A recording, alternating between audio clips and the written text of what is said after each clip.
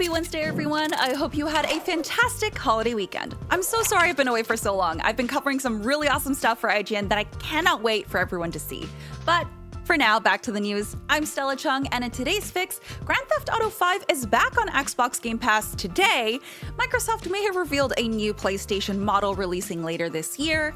EA Sports FC has a release date, and someone filed an official complaint against a Diablo 4 billboard for the funniest reasons. Let's dive in.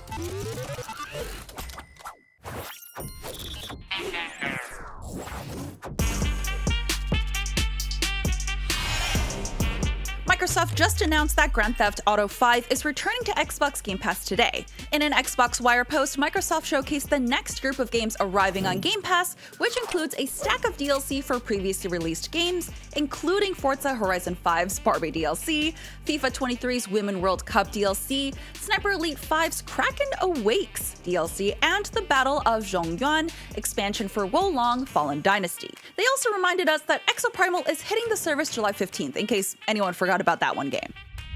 The first appearance was in April 2020, but was removed about a month after and was replaced by Red Dead Redemption 2. GTA 5 returned a year later in April 2021, this time with additional support for Xbox Cloud Gaming. Then it was removed later that year in August and is now returning after 2 years off the subscription plan. GTA 5, of course, includes the incredible single-player story mode, as well as access to GTA Online, which has been getting consistent updates for almost a whole decade. What a time it is for GTA 5 to come back to Game Pass, since the subscription prices have also increased for the first time since its release in 2017.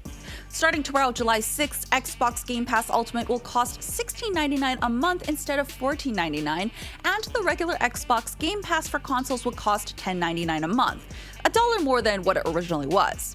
But good news for PC users, PC Game Pass is staying at its current price of $9.99 a month. If you're keeping your Game Pass subscription or signing on, here are the games leaving Xbox Game Pass in July: XO1, Spelunky 2, and Paw Patrol the movie Adventure City Calls. It is a real loss seeing Paw Patrol leave the pass, but the trade-off being GTA, you know what? I guess crime pays. In what might be the weirdest leak, Microsoft believes Sony will release a PlayStation 5 Slim later this year.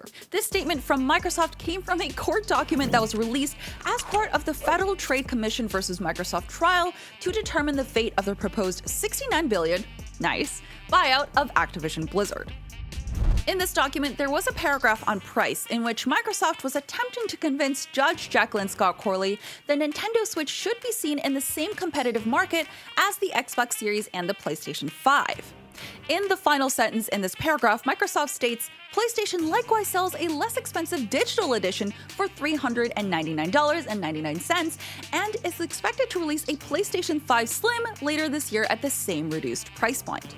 Microsoft went on to say in further statements that Sony is also anticipated to release a handheld version of PlayStation 5 later this year for under $300. Before you get too excited, this is referencing Sony's Project Q that was announced back in May at Sony's Summer Showcase. And while it is technically handheld, the fact that it needs to stream games directly from a PS5 seems to be kind of a monkey paw wish for anyone holding out hope for next-gen Vita. Sony hasn't given an official title, let alone price point for the Project Q, though it is expected before the end of this year. IGN reached out to Sony for comments, but haven't gotten a response as of shooting this video. A PS5 Slim is almost to be expected, since literally every generation of PlayStation has gotten a smaller redesign during its life cycle. The PS3 actually got 2 Slim versions. That said, learning about a possible PS5 Slim release this year through a Microsoft court document during an ongoing trial, that was not on my 2023 bingo card. If you haven't been keeping track, EA Sports FC is a brand new football game replacing the FIFA series following the game publisher split from the International Football Association. EA's new non-FIFA was announced in April, but no further details about the game were discussed until now. Reliable leaker Bill Kun revealed the release date of EA Sports FC to be September 29th, 2023. The annual FIFA installments usually dropped in August or September, so this isn't a huge surprise. Neither is the existence of a Standard and Ultimate Edition, which were also part of the leak. People who purchase the Ultimate Edition get early access to the game, and EA Play subscribers will get a 10-hour trial. Again, nothing too shocking in this leak, but take it with a grain of salt until we get an official statement from EA itself. FIFA was such a huge part of EA's catalog, so a lot of pressure is on EA Sports FC to continue the tradition of this football franchise. EA boss Andrew Wilson reportedly insisted the only value FIFA brought to the series was, quote, 4 letters on the front of the box. We'll see how that statement holds up since FIFA is also set to put out its own game. Aside from everything I just told you, we don't know much about EA Sports FC, but we're expecting more details later this month, so we'll have to keep an eye out for that. An official complaint was filed against the Australian Ad Standards Community Panel about the Diablo 4 Welcome to Hell billboard.